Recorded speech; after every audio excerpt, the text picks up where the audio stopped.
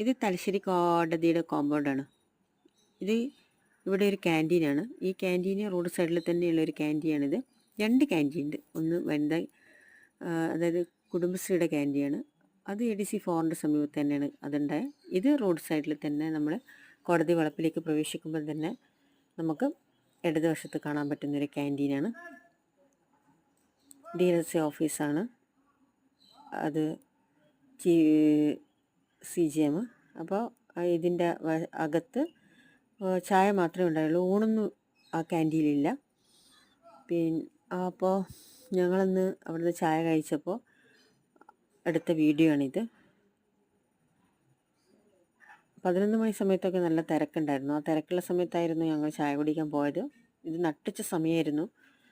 ആ നട്ടുച്ച സമയത്ത് അങ്ങ് സൂര്യനങ്ങ് ഉദിച്ച് നിൽക്കുകയാണ്.